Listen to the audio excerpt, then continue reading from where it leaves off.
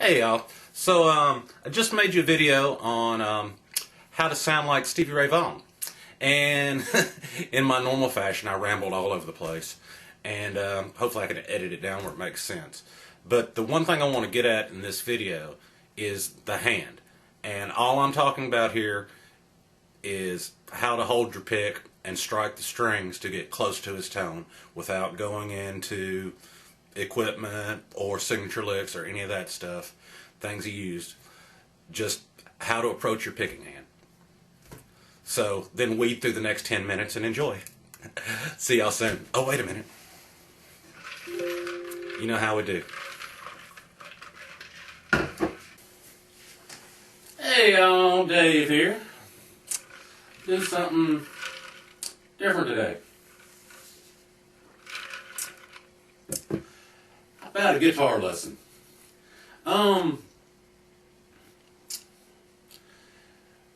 One of those, oh hell, Stevie Ray Vaughan, right? Texas Blues, the man. It's been heavily discussed, his tone, the Stevie Ray Vaughan tone. And we're going to talk today about how to get there. Or, a starting point. Good old Strat. Beat up Strat. It don't matter. Just a Strat. He's known for playing Strat. And,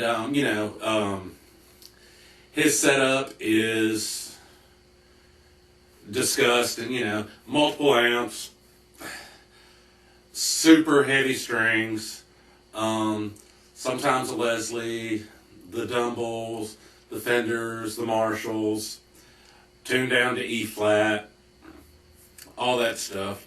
And we're not going to worry about any of that. We're going to talk about what you can do with your right hand. Let me rephrase that. We're going to talk about how to get closer to his attack on the guitar. Now, if you go back and, you look at videos and stuff, and, if you're here, you've looked at all this stuff. His number one guitar was beat to shit. And I think a lot of that is, he bought it pretty beat up, that's pretty well documented too. But one of the true secrets, more than equipment setup, is in the hand. And to me, getting closer to that Stevie Ray tone, it's not necessarily playing hard, hitting the strings, with a lot of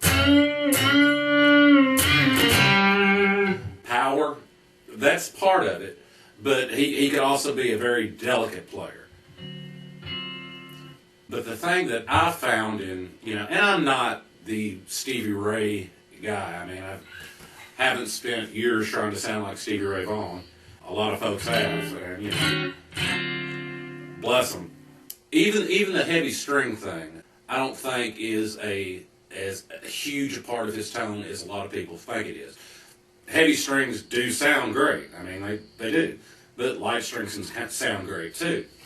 I think, and I've seen him live, and I've talked to people who have known him. He had ridiculously hard, strong hands. And if you watch video of him, you never see him playing where he's not just digging in and going for it as hard as he can.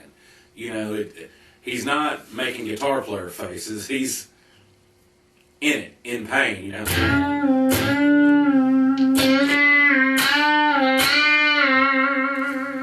Really digs in and goes for it. But the little trick that I want to give you today, that I think gets you closer to it, is his picking technique was deep. He used a lot of the pick.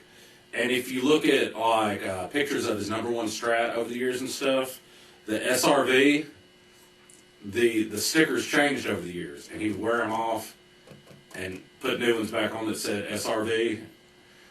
You know, and you would see one video where like the whole middle was sticking out, and the guitar wore a lot. It was because with his pick, he's going deep, and he's hitting all the strings and picking out the one he wants a lot of the time. Not always, but you hear how I'm getting all the strings in and getting that note.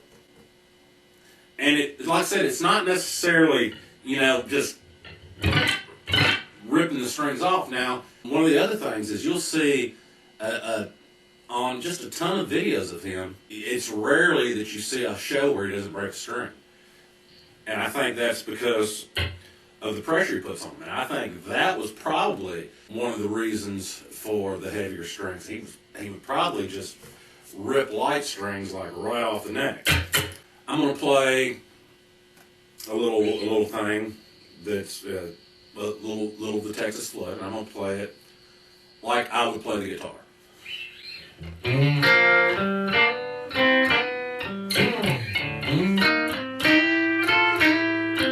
That's how I play it. Now, the tone is close to the Stevie Ray thing, but if you use a little bit more of the pick and get down in there deeper, it becomes a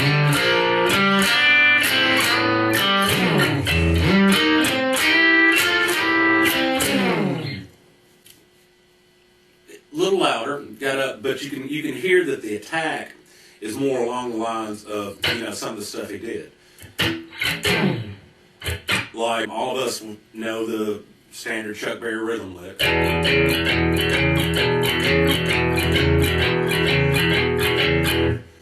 Well, the Stevie Ray approach would be getting in there a little bit more.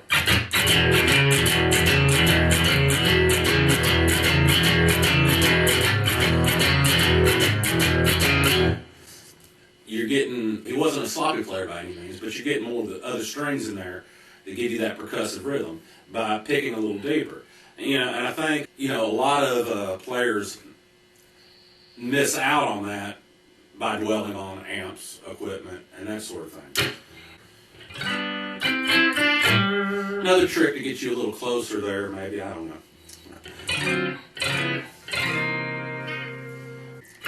Like I said, I'm not doing anything special to try to replicate his tone. It's just a Fender guitar and a Fender amp sort of sound with no effects. It's modeled through the Line 6 stuff, but not a Stevie Ray Vaughan preset or anything.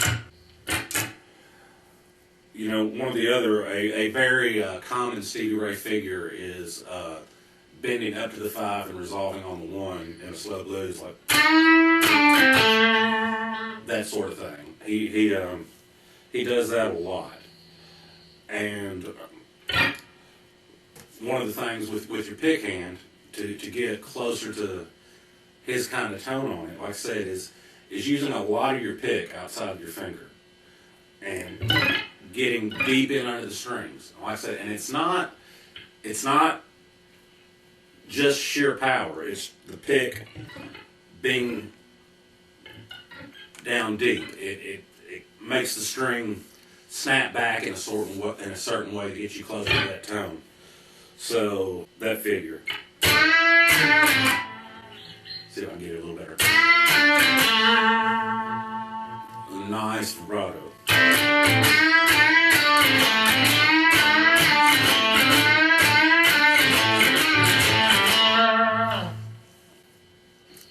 Anyway, if you're looking for that Stevie Ray thing, it's a place to start. Your technique.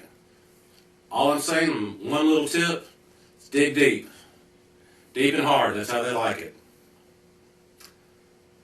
And, maybe you'll find this useful. I'm Dave, talk to you soon.